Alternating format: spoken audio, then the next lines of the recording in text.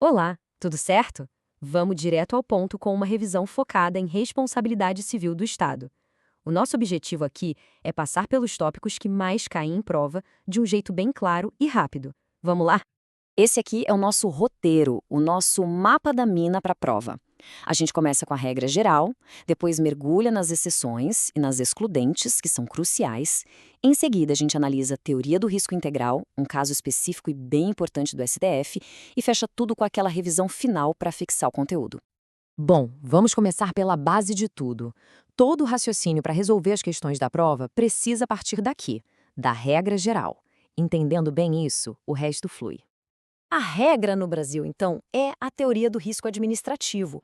E a palavra-chave aqui, aquela que tem que piscar em neon na hora da prova, é objetiva. O que isso significa na prática? Significa que a gente não vai discutir se o agente público teve culpa ou intenção, o dolo. Se um agente do Estado, agindo nessa qualidade, causou um dano a alguém, pronto, o Estado responde. Simples assim.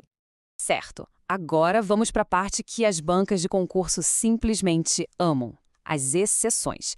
É aqui que muita gente boa escorrega, mas a nossa meta é deixar tudo bem claro. É fundamental saber quando o Estado, mesmo com o dano acontecendo, não vai ter que indenizar. Então, fica a pergunta no ar. Essa responsabilidade objetiva do Estado é absoluta? A resposta é um sonoro não. A teoria do risco administrativo, que é a nossa regra, ela admite exceções, sim. A responsabilidade pode ser totalmente afastada se o nexo causal, ou seja, aquela ligação direta entre a ação do Estado e o dano, for quebrado. E é exatamente aqui que entram as famosas excludentes de responsabilidade. São 4 cenários clássicos que precisam estar na ponta da língua no dia da prova. Vamos analisar cada um deles com calma. Olha só, essa imagem resume o que a gente precisa memorizar. São esses 4 conceitos: caso fortuito, força maior, culpa exclusiva da vítima e fato de terceiro. São eles que quebram o tal do nexo causal e, com isso, tiram do Estado a obrigação de indenizar. Começando pelo caso fortuito. A doutrina geralmente liga esse conceito a eventos internos que acontecem na própria operação do serviço, quase sempre ligados a uma ação humana. O ponto central aqui é que o evento é imprevisível ou, mesmo que fosse previsível, seria impossível de evitar. O exemplo da greve é um clássico de prova. Imagina só, uma manifestação bloqueia totalmente a estrada, a ambulância não consegue passar e o paciente acaba falecendo. O Estado não vai responder porque foi esse evento, o caso fortuito, que impediu o serviço de ser prestado. Agora, a força maior. É diferente do caso fortuito, hein? Aqui, a gente está falando de eventos externos, normalmente ligados às forças da natureza. Pensa em algo grandioso, incontrolável, tipo um desastre natural. Se um raio atinge e destrói uma ponte segundos antes de uma ambulância passar, impedindo o socorro, o nexo causal com a conduta do Estado foi rompido. Foi um evento da natureza, totalmente imprevisível e inevitável. Esse quadro aqui é ouro para a prova, porque mostra a comparação direta, que é uma pegadinha clássica. A principal diferença é essa.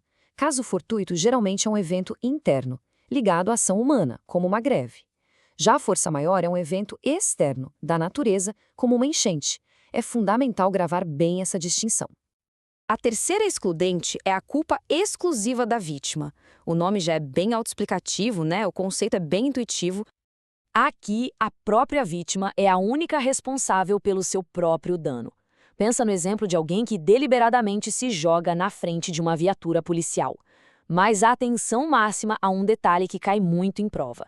Se a culpa for concorrente, ou seja, quando tanto o Estado quanto a vítima contribuem para o dano, a responsabilidade do Estado não é excluída, ok? Ela é apenas diminuída, atenuada. E para fechar as 4 excludentes, temos o fato de terceiro.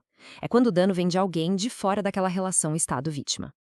No exemplo clássico do assalto no ônibus de uma concessionária, se a empresa de transporte cumpriu com todas as suas obrigações de segurança, a ação do assaltante é considerada um fato de terceiro, e isso rompe o nexo causal com a conduta da empresa que presta o serviço público.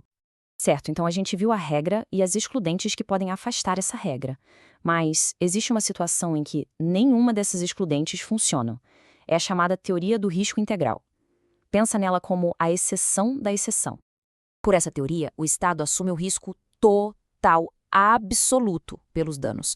Não importa se teve caso fortuito, força maior, culpa da vítima, nada disso importa. Se o dano aconteceu, o Estado paga.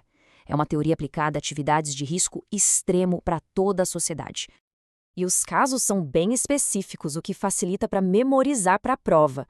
São basicamente 3 situações: danos por terrorismo contra aviões com bandeira brasileira, danos decorrentes de atividade nuclear e danos ambientais.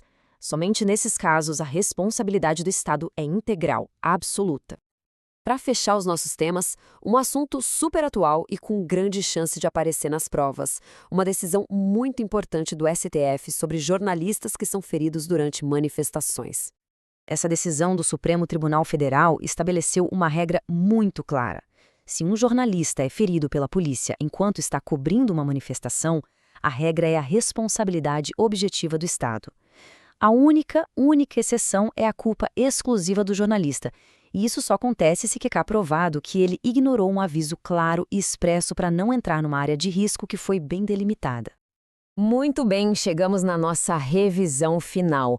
A ideia aqui é organizar todo esse conhecimento num passo a passo bem lógico, para usar na hora de resolver as questões da prova. O ponto crucial é seguir essa lógica na hora da prova. Passo 1. Comece sempre pela regra geral, que é a responsabilidade objetiva. Passo 2. Verifique se tem alguma das 4 excludentes na situação. Passo 3. Analise se, por acaso, não é um caso de risco integral, porque aí as excludentes não valem. E por fim, passo 4. Lembre-se daquela regra específica para jornalistas. Esse roteiro aqui cobre praticamente tudo o que pode aparecer. E para a gente terminar, fica uma reflexão. Qual desses conceitos tem mais cara de pegadinha de prova? Será que é a diferença entre caso fortuito e força maior? Ou a distinção entre culpa concorrente e culpa exclusiva? Ou quem sabe a regra nova dos jornalistas? Pensar sobre isso e revisar o ponto em que se sente menos segurança é o caminho para garantir a questão. Bons estudos!